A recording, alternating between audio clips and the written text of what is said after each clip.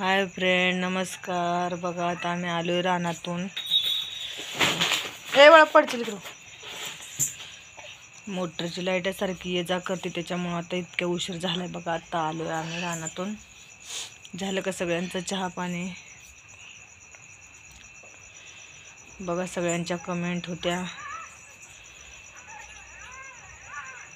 आमचा पण मुलगा असाच वारला ताई, काय करायचं. डिप्रेशनमध्ये जातो आपण. एक जणाची तर कमेंट आली आहे की त्यांचा तर बघा 32 वर्षाचा मुलगा वारला आहे. इंजिनियरच्या कामाला होता तो. इंजिनियर होता तो आणि त्याला हार्ट अटॅक आला म्हणे. बघा त्यांचा तर किती मोठा मुलगा होता, त्यांना तर किती भयंकर दुःख झालं. शब्दातच सांगता येत नाही, इतकं मोठं दुःख झालं बघा त्यांना सुद्धा. आणि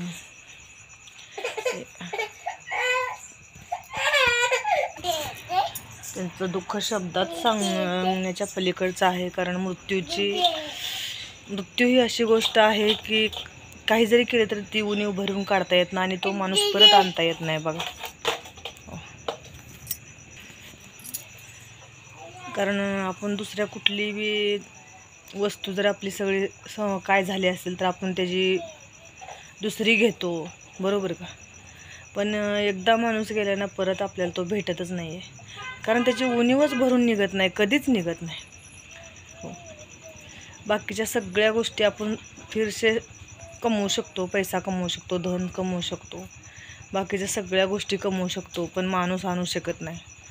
आणि त्या ताईंचा 32 वर्षाचा मुलगा गेला, इंजिनियर होता, हार्ट अटॅक आलता. त्यांना ईश्वरचरणी हीच प्रार्थना की त्यांना दुःख सहन करण्याची क्षमता देवो. आणि त्यांचं दुःख, आणि तुम्हाला सांगू का ताई एक गोष्ट, म्हणजे ज्यांना दुःख सहन करण्याची ज्याच्यामध्ये क्षमता असते का त्यांना देव दुःख देतो असे म्हणतात. आपल्यात दुःख सहन करण्याची क्षमता आहे असं समजायचं, म्हणून देवानं आपल्याला एवढं मोठं संकट आपल्यावर आणलं. आणि ज्याच्यापाशी मोठं संकट येतं ना त्यावेळेस देव सतत आपल्या जवळच असतो. ज्याच्यावर मोठं संकट येतं ना त्यावेळेस देव आपल्या संकट असतो. कारण आपल्यात सहन करण्याची क्षमता कोण देतात? देवच देतो ना, बरोबर.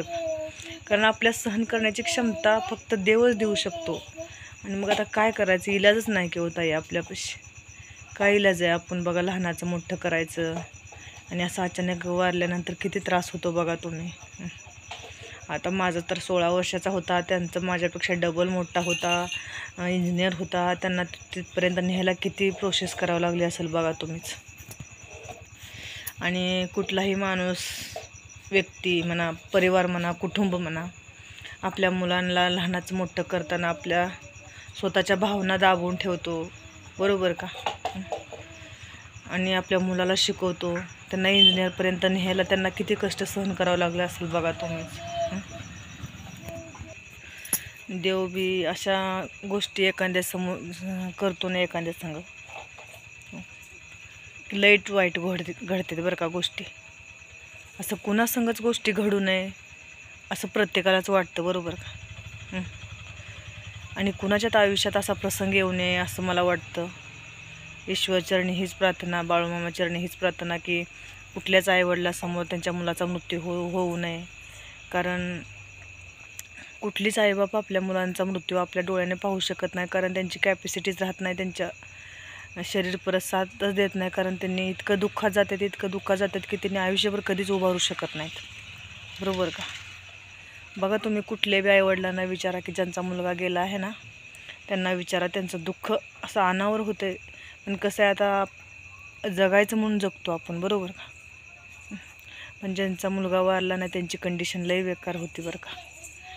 लय म्हणजे अतिशय बेकार. कारण आम्ही ती गोष्ट अनुभवली आहे आणि आमचा स्वतःचाच गेला. त्याच्यामुळं आम्हाला माहिती आहे की बाबा पोटचा मुलगा गेल्यानंतर किती वेदना सहन करावं लागतात, बरोबर का.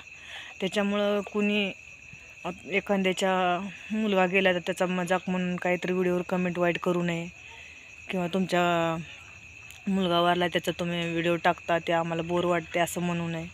कारण त्यांच्या भावना असतात त्याच्यामध्ये काहीतरी जोडलेल्या, बरोबर का. असं लोक वाईट वाईट बोलतात, पण ज्याचं जातं आहे ना त्यालाच कळते, बरोबर का. जे वाईट कमेंट करतात ना त्यांना काय त्यांचं काय कुणी गेलेलं नसेल जवळ, किंवा तो व्यक्ती माणूस नसेल असं मला कदाचित वाटेल. कारण जो व्यक्ती माणूस आहे ना त्याला भावना असतात, बरोबर का. बघा तुम्ही, त्यांना वेदना होतातच.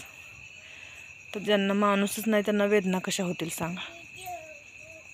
चला तर मग बाय.